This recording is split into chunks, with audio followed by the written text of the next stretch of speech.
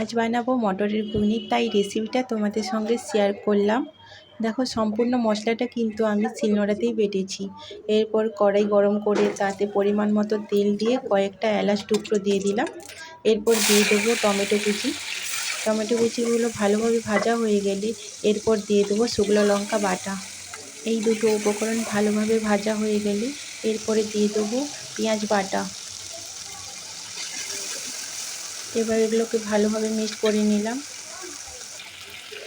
এরপর দিয়ে দেবো কাঁচা লঙ্কা। দেখো, কাঁচা লঙ্কা দিলে স্মেলটা খুব ভালো হয়। তারপর দিয়ে দেবো হলুদ, লবণ।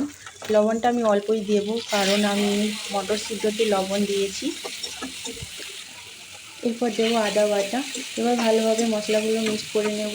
নিয়ে এরপর হালকা পরিমাণে জল দেবো, কারণ মশলাগুলো লেগে যাচ্ছিলো। এবার জল দিয়ে ভালোভাবে নাড়াচাড়া করে এরপরে দিয়ে দেবো জিরে বাটা।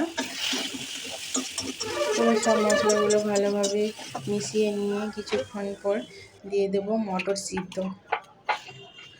এই মটর সিদ্ধগুলো ভালোভাবে মশলার সঙ্গে মিক্সড করে নেব। ভালোভাবে মিশিয়ে নিয়েছি। এরপর ঘুগনির পরিমাণ বাড়ানোর জন্য আমি গরম জল দিয়ে দেব। এবার গরম জল দিয়ে কিছু সময়ের জন্য ফুটিয়ে নেব। তারপর দিলেই তৈরি মটরের ঘুগনি।